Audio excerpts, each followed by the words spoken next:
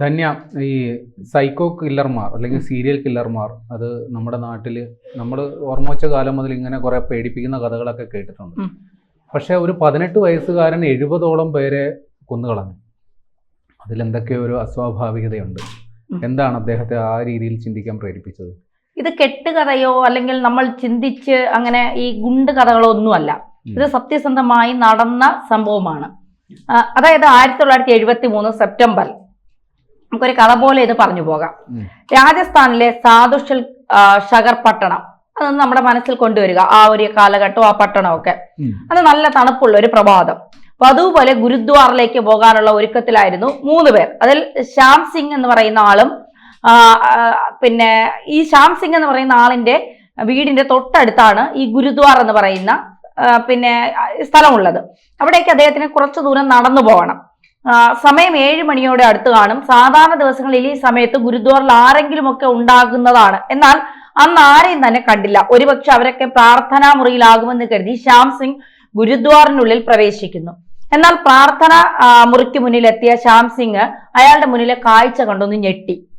സംഭവം, പ്രാർത്ഥനാ മുറിക്കുള്ളിൽ രക്തത്തിൽ കുളിച്ച് 3 ശരീരങ്ങൾ, നിലത്ത് കിടക്കുന്ന 2 പേർക്ക് അനക്കമുള്ളതായി ശ്യാം സിംഗിന് തോന്നി. ഉടനെ തന്നെ അദ്ദേഹം അവരുടെ അടുത്തേക്ക് എത്തി. അടുത്തെത്തിയപ്പോഴാണ് മനസ്സിലാകുന്നത് മദാ സിംഗ്, കർദാർ സിംഗ്, വസീർ സിംഗ് എന്നിവരാണ് രക്തത്തിൽ കുളിച്ചു കിടക്കുന്നത് എന്ന്. 3 പേരും, അതായത് മദാ സിംഗും വസീർ സിംഗിനും ജീവൻ ഉണ്ടായിരുന്നു. ഇരുവരും ബോധരഹിതരാണ്. എന്നാൽ കർദാർ സിംഗ് മരിക്കുകയും ചെയ്തിരുന്നു. ശ്യാം സിംഗ് ഉടൻ തന്നെ ഗുരുദ്വാറിൽ നിന്ന് പുറത്തു കടന്ന് നാട്ടുകാരെ വിവരമറിയിക്കുന്നു. പരിക്കേറ്റവരെ ഉടൻ തന്നെ അടുത്തുള്ള ആശുപത്രിയിലേക്ക് മാറ്റുന്നു. വിവരമറിഞ്ഞ് സംഭവ സ്ഥലത്തെത്തിയ പോലീസ് ഗുരുദ്വാറിൽ ഉടനീളം പരിശോധന നടത്തുന്നു. പുറത്തു നിന്ന് ആരോ ആക്രമിച്ച് ഉള്ളിൽ കടന്നതിന്റെ എല്ലാ ലക്ഷണങ്ങളും വ്യക്തം. ഗുരുദ്വാറിലെ പൂജാവസ്തുക്കൾ ഉൾപ്പെടെ പലതും ചിന്നിച്ചെതറി കിടക്കുന്നു. ഈ കൂട്ടത്തിനിടയിൽ നിന്നും രക്തം പുരണ്ട ഒരു മൺവെട്ടി പോലീസിന് ലഭിക്കുന്നു. ആരോഗ്യനില മെച്ചപ്പെട്ടപ്പോൾ പോലീസ് മദാ സിംഗിനെയും വസീർ സിംഗിനെയും ചോദ്യം ചെയ്യുന്നു. തങ്ങളെ ആക്രമിച്ചത് ഒരൊറ്റ മനുഷ്യനാണ്. അയാളുടെ കയ്യിൽ ചുറ്റിക ഉണ്ടായിരുന്നു. രാത്രിയിൽ ഗുരുദ്വാറിൽ ഉറങ്ങിക്കിടക്കവെയാണ് തങ്ങളെ ആക്രമിച്ചത്. ആക്രമണം തടുക്കുവാൻ ശ്രമിച്ചപ്പോൾ അയാൾ തങ്ങളെ മൺവെട്ടി കൊണ്ട് അടിച്ചു വീഴ്ത്തി. ശേഷം ചുറ്റിക കൊണ്ട് അടിക്കുകയായിരുന്നു. എന്നാൽ ആക്രമിയുടെ മുഖം അവർക്ക് ഓർമ്മയില്ല. ഇതാണ് പോലീസിനോട് ഈ രക്ഷപ്പെട്ടവർ പറഞ്ഞ മൊഴി. രാത്രിയിൽ നല്ല ഇരുട്ടായതുകൊണ്ട് അയാളുടെ മുഖം കാണുവാൻ സാധിച്ചില്ല. പോലീസ് പിന്നെയും അന്വേഷിച്ചു. കുറെ അന്വേഷണമൊക്കെ നടത്തി. കൊലപാതകിക്ക് നേരെ ലഭിക്കുന്ന കൊലപാതകി ആരാണ് എന്ന് മനസ്സിലാക്കുന്ന ഒരു തെളിവുകളും പോലീസിന് ലഭിച്ചില്ല. അങ്ങനെ പതിയെ സംഭവങ്ങളെല്ലാം ആളുകൾ മറക്കുന്നു. ഇത് പതിയെ ഈ മരണപ്പെട്ട ആളിന്റെയും ഈ ബോധരഹിതരായി പിന്നീട് രക്ഷപ്പെട്ടു വന്ന ആളുകളുടെയും ഒക്കെ കഥകളെല്ലാം പതിയെ മൂടപ്പെട്ടു. പക്ഷേ അത് നിരവധി കൊലപാതകങ്ങളുടെ ഒരു തുടർച്ചയായിരുന്നു എന്നുള്ളത് പലരും മറന്നുപോയി എന്നുള്ളതാണ് യാഥാർത്ഥ്യം. 1977-നും 78-നും ഇടയിൽ 70ഓളം മനുഷ്യർ ഗുരുദ്വാറിൽ നടന്ന കൊലപാതകത്തിന് സമാനമായ രീതിയിൽ രാജസ്ഥാനിലെ ജയ്പൂരിൽ കൊല്ലപ്പെടുന്നു. ഇരകളുടെ കഴുത്തിലായി ചെവിയുടെ അടുത്തായി ചുറ്റിക കൊണ്ട് അടിക്കുന്നു. കഴുത്തിന്റെ എല്ല് തകർന്ന് നിമിഷ നേരം കൊണ്ട് ഇരകൾ ജീവൻ നഷ്ടമാകുന്നു. വെറും 1 വർഷ കാലയളവ് കൊണ്ട് സമാന രീതിയിൽ നിരവധി പേർ കൊല്ലപ്പെടുന്നു. കൊലപാതകം അരങ്ങേറുന്ന പോലീസ് സ്റ്റേഷൻ പരിധി ഓരോ തവണയും വെവ്വേറെ ആയിരുന്നത് കൊണ്ട് തന്നെ കൊലപാതകങ്ങളിലെ സമാനതകൾ ആരും തന്നെ ശ്രദ്ധിച്ചിരുന്നില്ല. 2 മാസം കൊണ്ട് 10 പേർ കൊല്ലപ്പെടുന്നു. ഓരോ മാസം കഴിയുന്തോറും സമാന രീതിയിൽ കൊല്ലപ്പെടുന്നവരുടെ എണ്ണം കൂടിക്കൊണ്ടേയിരുന്നു. എന്നാൽ പോലീസ് ഉദ്യോഗസ്ഥർ ഇത് അത്ര വലിയ കാര്യമാക്കിയില്ല. കാരണം കൊല്ലപ്പെട്ടവരെല്ലാവരും സാധാരണ കർഷക കുടുംബത്തിലുള്ളവരായിരുന്നു. ഒരു ദിവസം ജയ്പൂരിലെ ഒരു പ്രാദേശിക പത്രത്തിന്റെ ഒരു ഉൾപേജിൽ നാട്ടിൽ അരങ്ങേറുന്ന സമാന രീതിയിലെ കൊലപാതകങ്ങളെ പറ്റി ഒരു വാർത്ത വന്നു. ഈ വാർത്ത ഒരു ഉയർന്ന പോലീസ് ഉദ്യോഗസ്ഥന്റെ ശ്രദ്ധയിൽപ്പെടുന്നു. ഈ കൊലപാതകങ്ങൾ വേണ്ടത്ര അന്വേഷിക്കാത്ത പോലീസിന്റെ അപാകത അദ്ദേഹത്തിന് ബോധ്യമാകുന്നു. അതോടെ ഈ കൊലപാതകങ്ങൾ അന്വേഷിക്കാൻ പുതിയൊരു അന്വേഷണ സംഘത്തെ ആ മുതിർന്ന പോലീസ് ഉദ്യോഗസ്ഥൻ നിയമിക്കുന്നു. നാളിതുവരെ ദുരൂഹ സാഹചര്യത്തിൽ മരണപ്പെട്ടവരുടെ കേസുകൾ പുനരന്വേഷിക്കുന്നു. 30ഓളം സമാന രീതിയിലെ കൊലപാതകങ്ങൾ എല്ലാം നടന്നിരിക്കുന്ന രാത്രികാലങ്ങളിൽ. അതോടെ രാത്രി ആളൊഴിഞ്ഞ പ്രദേശങ്ങളിൽ പോലീസ് തിരച്ചിൽ ശക്തമാക്കി. എന്നാൽ പോലീസിനെ ഞെട്ടിച്ചുകൊണ്ട് വീണ്ടും കൊലപാതകങ്ങൾ തുടർക്കഥയായി മാറി. 1978-ന്റെ അവസാനത്തോടെ ജയ്പൂരിലെ പല പോലീസ് സ്റ്റേഷനുകളിലുമായി പരാതിയുമായി ഏതാനും മനുഷ്യർ എത്തുന്നു. തങ്ങൾ രാത്രിയിൽ ആളൊഴിഞ്ഞ വഴിയിലൂടെ നടന്നു നീങ്ങുമ്പോൾ ഇരുട്ടിന്റെ മറവിൽ ഒളിച്ചിരുന്ന ഒരാൾ തങ്ങളെ കൊല്ലാൻ ശ്രമിച്ചു. ഇതായിരുന്നു പലരുടെയും പരാതി.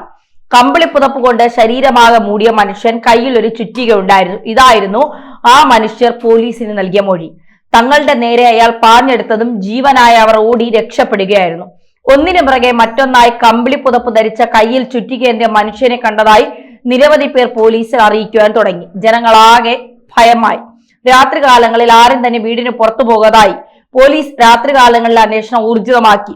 ഇരുട്ടിൽ പതിയിരുന്ന് അവർ കൊലയാളിക്കായി കാത്തിരുന്നു. കൊല്ലപ്പെട്ടവരുടെ എണ്ണം 60ഓട് അടുത്തിട്ടും പോലീസിന് നിരാശ തന്നെ. 1978 ഒരു രാത്രി അന്ന് ഡ്യൂട്ടിയിലുണ്ടായിരുന്ന പോലീസ് ഉദ്യോഗസ്ഥർ പതിവ് പോലെ ഇരുട്ടിന്റെ മറവിൽ ഒളിച്ചിരുന്നു. സമയം രാത്രി ഏറെ വൈകിയിട്ടുണ്ട്. ഇരുട്ടിന്റെ മറവിൽ നിന്നൊരു മനുഷ്യരൂപം ഒരു വലിയ മരത്തിനടുത്തേക്ക് നടന്നു നീങ്ങുന്നതായി പോലീസുകാരുടെ ശ്രദ്ധയിൽപ്പെട്ടു. മരത്തിന്റെ ചുവട്ടിൽ ആ മനുഷ്യൻ എന്തോ ഒന്ന് ഒളിപ്പിക്കുന്നതായി അവർ കണ്ടു. ശേഷം ഒരു കമ്പിളി പുതപ്പ് കൊണ്ട് ശരീരം ആകെ മൂടുന്നു. തുടർന്ന് മരത്തിന്റെ ചുവട്ടിൽ പതുങ്ങിയിരിക്കുന്നു. ഏകദേശം അരമണിക്കൂറോളം അയാൾ അവിടെ തന്നെ പതുങ്ങിയിരുന്നു. ശേഷം പതിയെ ഇരുട്ടിലേക്ക് നടന്നു നീങ്ങി. പന്തികേട് തോന്നിയ പോലീസുകാർ അയാളെ വളഞ്ഞിട്ട് പിടികൂടി. ഒരു സംശയത്തിന് പുറത്താണ് പോലീസ് അയാളെ പിടികൂടിയത്. തങ്ങളോടൊപ്പം പോലീസ് സ്റ്റേഷൻ വരെ വരണമെന്നും കുറച്ചു കാര്യങ്ങൾ ചോദിച്ചതിനു ശേഷം വിട്ടയക്കാമെന്നും പറയുന്നു. ഒടുവിൽ ആ മനുഷ്യനെയും കൂട്ടി പോലീസുകാർ സ്റ്റേഷനിലെത്തുന്നു. സ്റ്റേഷനിലെത്തിയ ശേഷം അയാൾ ഒരു കസേരയിലെത്തിയ ശേഷം ഒരു പോലീസ് ഉദ്യോഗസ്ഥൻ ചോദിച്ചു, നിന്റെ പേരെന്താ? എന്റെ പേര് ശങ്കരിയ. നിന്റെ പ്രായം? എനിക്ക് 25 വയസ്സ് അടുക്കുന്നു സാർ. നിന്റെ വീട്? മറുപടിയായി ജയ്പൂരിലെ ഒരിടം പറയുന്നു. നീ എന്തിനാണ് രാത്രിയിൽ ഇങ്ങനെ കമ്പിളിയും പുതച്ച് നടക്കുന്നത്? രാത്രി കമ്പിളിയും പുതച്ച് 60ഓളം മനുഷ്യരെ കൊന്ന കൊലയാളിയെ പറ്റി നീ കേട്ടിട്ടില്ലേ? 60 അല്ല സാർ, ഞാൻ 70 പേരെയാണ് കൊന്നത്. നിങ്ങൾ അന്വേഷിക്കുന്ന കൊലയാളി ഞാൻ തന്നെയാണ്. ശങ്കരിയ പറഞ്ഞത് കേട്ട് പോലീസുകാർ ഒന്ന് ഞെട്ടി. അവർ വീണ്ടും അവനോട് സത്യം പറയുവാൻ ആവശ്യപ്പെടുന്നു. എന്നാൽ ശങ്കരിയ തന്റെ വാക്കുകൾ ആവർത്തിച്ചുകൊണ്ടേ ഇരുന്നു. ഒടുവിൽ ശങ്കരിയ പറഞ്ഞതിന്റെ അടിസ്ഥാനത്തിൽ പോലീസ് അന്വേഷണം നടത്തുന്നു. ശങ്കരിയ പറഞ്ഞത് സത്യമാണ് എന്ന് പോലീസിന് ബോധ്യപ്പെടുന്നു. അതായത് രാജസ്ഥാനിൽ നടിക്കുക സീരിയൽ കില്ലർ ശങ്കരിയ തന്നെ. 70ഓളം കൊലപാതകങ്ങൾ നടത്തിയതിൽ 50ഓളം വരുന്ന കൊലകൾ നടത്തിയ ദിവസം വരെ ശങ്കരിയ പോലീസിനോട് കൃത്യമായി പറഞ്ഞു. ഒടുവിൽ ശങ്കരിയക്കെതിരെ കേസെടുക്കുന്നു. 63 കൊലപാതകങ്ങളുടെ ചാർജ് ഷീറ്റ് കോടതിയിൽ സമർപ്പിച്ചു. കോടതി വിചാരണ വേളയിൽ നീ കൊലപ്പെടുത്തിയ മനുഷ്യരെ നിനക്ക് പരിചയമുണ്ടോ എന്ന ചോദ്യത്തിന് അയാൾ നൽകിയ മറുപടിയാണ് കോടതിയെ ഞെട്ടിച്ചത്. ഈ കൊന്ന 70 പേരെയും അയാൾക്ക് അറിയില്ല. എങ്കിൽ പിന്നെ എന്തിനാണ് ഇത്രയും അധികം മനുഷ്യരെ കൊന്നത് എന്ന ചോദ്യത്തിന് അയാൾ നൽകിയ മറുപടി ഇതായിരുന്നു. ഞാൻ എല്ലാ 3 ദിവസം കൂടുന്തോറും വീട്ടിൽ നിന്ന് പുറത്തു പോകാറുണ്ട്. ഇങ്ങനെ പോകുമ്പോൾ കയ്യിൽ ഒരു ചുറ്റിക കരുതും. രാത്രിയിൽ ഒറ്റയ്ക്ക് എന്റെ മുന്നിൽ വന്നുപെടുന്നവരെ ചുറ്റിക കൊണ്ട് ഞാൻ അടിച്ചു കൊലപ്പെടുത്തും. അടിയേറ്റ് നിലവിളിക്കുന്നവരുടെ കരച്ചിൽ കേൾക്കാൻ എനിക്കിഷ്ടമാണ്. ആ കരച്ചിലാണ് എന്നെ ഈ 70 കൊലപാതകങ്ങളും ചെയ്യിപ്പിക്കാൻ പ്രേരിപ്പിച്ചത്. 1979 ഇയാളെ കൊടും ക്രിമിനലിനെ തൂക്കിലേറ്റി. ഒരു കാരണവുമില്ലാതെ ഞാൻ കൊലപാതകങ്ങൾ ചെയ്തു. ആരും എന്നെപ്പോലെ ആകരുത്. ഇതായിരുന്നു അയാളുടെ അവസാനം മരിക്കുന്നതിന് മുൻപുള്ള വാക്കുകൾ. ഈ നിലവിളി കേൾക്കാൻ വേണ്ടി മാത്രം 70 പേരെ കൊന്ന സൈക്കോപാത്ത് കില്ലറാണ് ശങ്കരിയ.